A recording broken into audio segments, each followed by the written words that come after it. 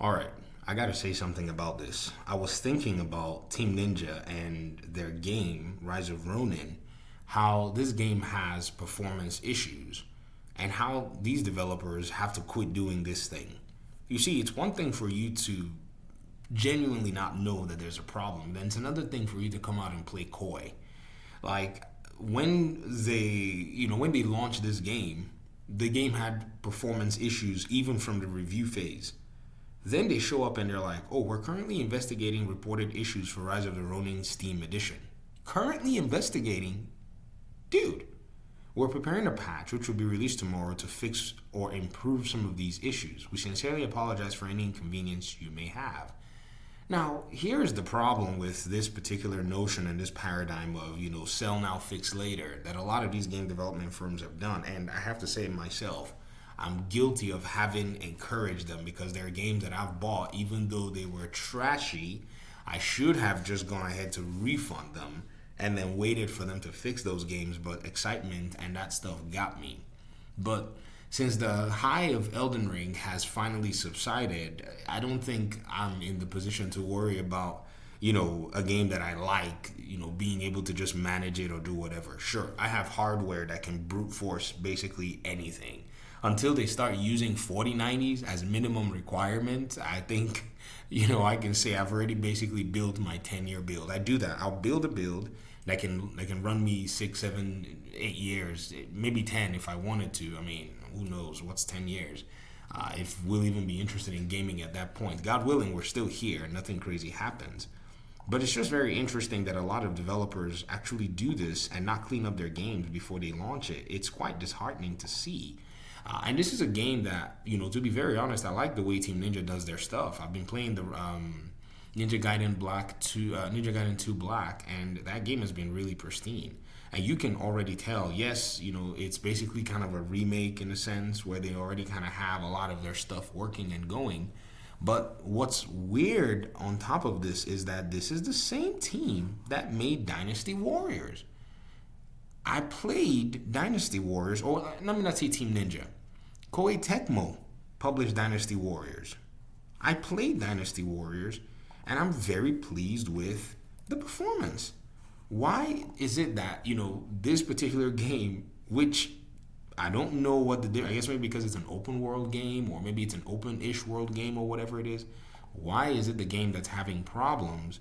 And why are the developers not streamlining their process to be able to get the job done properly? Dynasty Warriors Origins. When I played the demo, I was very pleased. The demo really did run beyond my expectations. Performance was pristine. Everything just worked as intended. And so if you even look at the way the reviews look, the reviews are, very positive across the board. But in the case of Rise of Ronin, yes, the game is supposed to have come out of the console side. It's mixed. Game came out about 3 days ago. Reviews are quite low. But how do you expect for gamers to perceive your game if you're not giving them the quality consistently? And that's the thing, it's the consistency that needs to be called out here. Now, if say it was a developer that was just getting their feet wet, they've never made a game before, a big game before, I can say, okay, maybe we can give them, some benefit of the doubt. Or if it was a publisher who, had similar teams or close studios doing stuff. But, ladies and gentlemen, this is Team Ninja, bro. This is Team Ninja here. And Dynasty Warriors is Dynasty Warriors Team Ninja as well, too? Okay, it doesn't say anything about the team that developed it. I don't know who developed it under Koei Tecmo, but what I'm saying here is consistency would really, really help in terms of the whole gaming, discourse. Because at the end of the day, it's just so wild. I started seeing some comments here. This gentleman here, Sin, says game constantly crashes on AMD GPUs. I haven't bought myself a copy yet because once the reviews came out and started talking about the technicality, I just kind of said, nope, I'm going to hold off. This person says, seriously, why wait till you're crispy fried to grab the extinguisher? You had more than 365 days to prep and still chose the dumpster fire route. Smell the ashes already, will you? This person said, thanks, I suggest adding more devs with PC experience to avoid this in the future. No, I think what we need to do to ensure that we avoid this in the future is ensure that we kind of make the developers, fine tune their experience before we give them a dime, right? This person said game had a very strong chance to have Second Life on PC release, but all I've seen people talk about is performance, which is a shame because I know the game is probably amazing.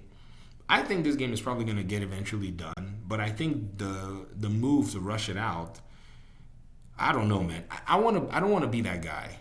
But if you get exclusivity money ahead of time, I wonder what incentive there is for you to go ahead and make a polished experience. I don't know. I don't want to be the guy, but someone's got to say it. All this talk about, oh, exclusivity is important and blah, blah, blah, blah, blah. Could it be that exclusivity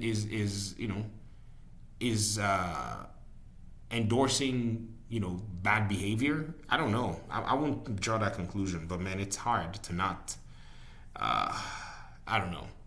This person said, does anyone have a save file to already reach Kyoto? Okay. Someone said, bro, it's been over a year and y'all haven't dropped any content. Someone says, optimize CPU usage, please, and the textures are not loading properly.